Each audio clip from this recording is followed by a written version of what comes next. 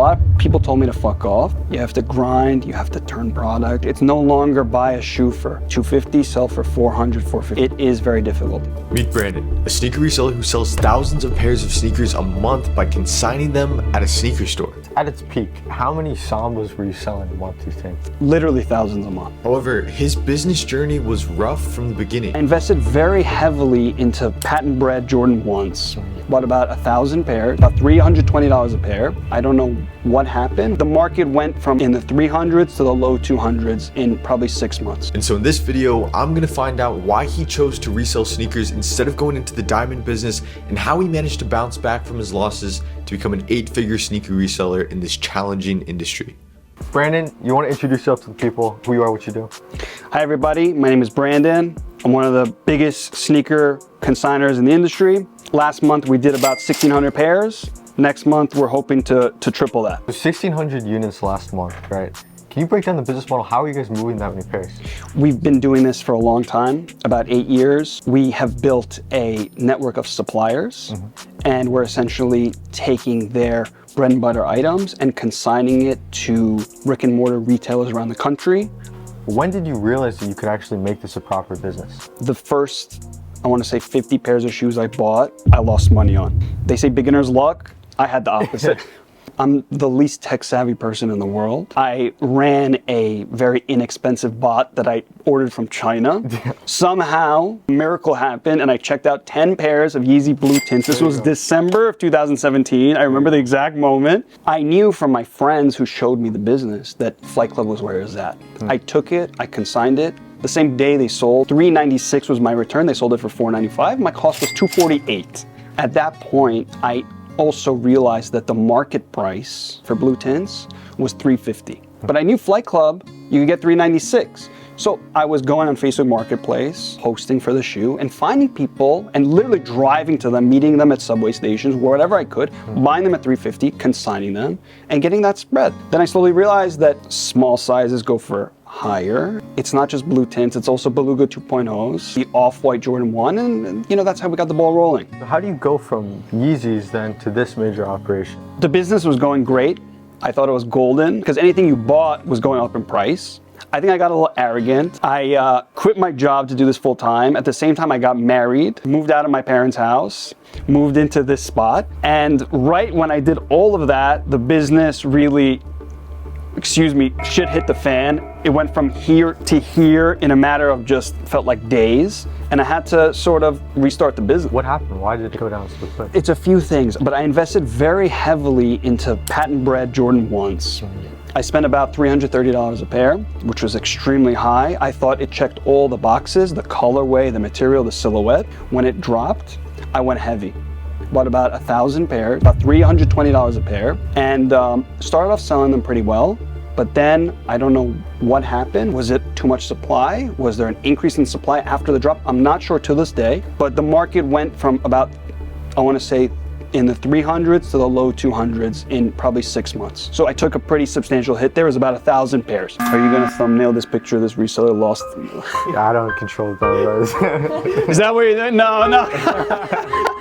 How did your family feel? No, my family doesn't know yet. They still don't know. No. That's the problem. How does that, losing that much on that many pairs? I had just quit my job. Yeah. It was only on me. Not only that, it's also the process of actually selling the pairs at a loss. Because I think a lot of resellers, and I used to make this mistake, a pair doesn't perform, they just hold it and they hold it. At a certain point, the hardest part of the whole process was the moment I realized it's time to actually unload the pairs and take the actual loss. Only did things get better when I literally got behind the wheel and started driving to where I didn't know, but I just started driving. I couldn't be in the office anymore.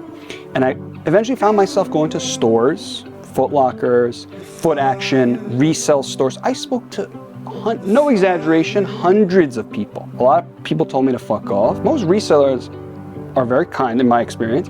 They told me what's good, and thank God, by going out into the field, I got very early to the Samba trend. And the Samba trend, I think I was one of the first people to do it. Sambas were red hot and became a huge thing. So I was very early to that trend, and that's what got us back on the wave. I found the Samba trend because talking with sales associates at sneaker shops, and I'm talking not resale stores, I'm talking about Foot Lockers, stores like that. And I would talk with the sales associates, and they have the best insight. They know the sneaker business better than anybody. By the way, you can find resellable items from them that nobody knows about. They are hands-on, they see the market. I went from store to store and they were telling me that the Sambas are flying, and I never heard of it. Sitting behind a computer, I never heard about the Samba trend. This was early. Adidas was sold out. A lot of the foot sites were sold out. So I had to find them wherever I could. I was finding stores where they were willing to sell me shoes at freaking retail. So I was buying shoes at retail, consigning them out. StockX, Alias, the big ones. I also had to convince a lot of the sneaker stores, and they flew everywhere. At its peak, how many Sambas were you selling a month, do you think? Literally thousands a month. Thousands? Thousands a month. And how were you getting the supply? It was still just like driving around to all these different stores? At a certain point, we were getting them straight off of certain websites. I think because we got so early to the game, we knew where we were able to get them. We had built relationship with stores, and we were able to get big volume. And we started with the B75806, that famous SKU.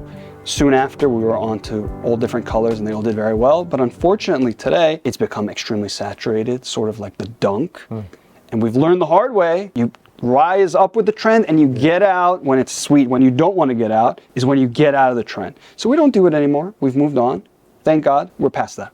So getting back to the current business model today, how much does it cost? I mean, you have the office, you have some team members. How much is the overhead a month right now? Oscar said this in this video. I think he's absolutely right. Business is not cheap. It's extremely expensive. We're talking six figures a year. You got rent, you got payroll, you got shipping, you got everything. You got supplies. So you need to sell a lot of shoes just to even break even. Absolutely. Is there anything that the viewers might not expect that actually ends up being a big expense for you? I would honestly say something you don't expect is just thank you dollars. I feel like we're dealing with the best people. Everybody has our back. We got FedEx, UPS, USPS, DHL. We see them every day. Yeah. You got to take care of them. They take care of you. You have account managers at some of these stores. You got to take care of them. Yeah, so shoes every month, right? Oh, well, every month now you're pushing it, but it adds up and adds up quick. That's interesting. I don't think I've ever heard. That was a great answer. Yeah. So why are you tipping your drivers? Why are you tipping your account managers? I tip them because they take very good care of us. In terms of account managers, in terms of people who facilitate the plug, everybody, at the end of the year, a little something is the right thing to do. No, 100%. I feel like resellers have this mindset of always trying to squeeze every dollar out of every person. But a lot of times, like when you give a little bit more, you'll get much more back. So I'll tell you a quick story if I may. Please. There's somebody in my town who I'm in direct competition with. And I knew about him. I wasn't sure if he knew about me. And I always wondered, should I contact him? Would it benefit me? But he's my competitor. I don't want him to know what I'm doing. Would he want me to know what he's doing? Of course not. He called me one day. I picked up the phone. We had a quick chat. He gave me some information that was valuable. The next day, I gave him some information that was valuable for him. We talk every day. We're competitors. We trade with one another. We both benefit from the trade. So I think as a reseller, you gotta be a little more open.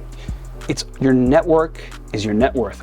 When I graduated from college, I joined my father in the jewelry business. I was traveling 40 weeks a year, going from door to door selling jewelry. From there, I went to a different of the family business, which is the diamond industry. And I was doing this almost the whole time on the side. And I love this and didn't love that. What did your family think when you left the family business? They weren't happy. It was tough. Yeah. It took me a long time to convince my dad. My dad wasn't happy. I went to my dad. My dad said absolutely no. It took me a good year of working him until he said, okay, you know what? I trust you. I had to get him early in the morning. He's in his best mood early in the morning. I had to go with a speech prepared. And I convinced him, and he gave me the blessing, and that was all I needed to hear. My dad has always had my back. He's helped me from day one. And he absolutely helped me in this business. He called me yesterday because we were supposed to receive a few pallets. I told him, Dad, we're gonna have the pallets at 3 o'clock. He was here at 3 o'clock. I wasn't expecting him. He was here at 3 o'clock, ready to carry boxes into the room. So he's always had my back. Do you think it would have been possible without your father's help to grow to where you are today? No, absolutely not. I'll tell you why I couldn't have done it without my dad. I used to go to Flight Club every Sunday, multiple times a week, but every Sunday. He was always there early in the morning. It was his car. He would help me fill the car. He would wait in front of Flight Club so that nobody gets a ticket. He would help me unload the shoes, wait for me, and then drive me home. Without that, there's no way I could have done this business. No way. So how do you go from driving around to all these stores buying Sambas to having this major operation where you're selling a bunch of Uggs? Truth is, if you want to succeed in this business, you have to be ahead of the curve. I never used to do this. I never cared about fashion. I still don't. I'm sure you could tell. If that means you have to go and read Vogue, Vanity Fair, start following girl blogger, they might talk about sneakers, you have to be ahead of the curve. To give you the short answer, we didn't go straight from Sambas to Uggs. I think there was a bunch of things in between. Kept an eye on the trends, and it seems like Lamel Uggs are really where it's at. That led us to Taz, which led us to Tasman. Do you think other industries it's easier to make money than sneakers? Coming from a background where you've seen real estate, you've seen jewelry, diamonds. The sneaker business, as you know, has become a business of turnover. You have to grind, you have to turn product. It's no longer buy a shoe for $250, sell for $400, $450. That's not my business, and people who I speak to, it's become a high turnover, low margin business. So it's very hard. It is, in that regard, I have to admit, it is very difficult. If you're in the real estate sector, you could go in, you could buy something big, the banks will finance 90% of it, and the sky is the limit. So it's tough. It's tough. I would say my family is still pretty skeptical. I'm not driving a Lamborghini. A lot of people in my town are. But the truth is, the potential's there. I think they understand that this is my passion. It's paid the bills, and we're gonna push it until we do it. When I was dating my wife, when I started dating her, I told myself I have to be 100% honest with her, which now I know you have to sometimes be a little smarter than that. But we were dating, and I told her, because at the time I had an established job, I told her, babe, she wasn't babe at the time, I told her, Naomi, at some point I'm gonna chase my dream, leave my job, and go in it. And it might be not gonna be perfectly smooth sailing. And she gave me her word that she would be supportive. When I first opened this office, she came here with me. She took a picture of us in the empty office, and she said, Brandon, one day we're gonna look back at this picture when you're in a much bigger, larger warehouse, and we're gonna smile. I have her unconditional support. I'm very lucky.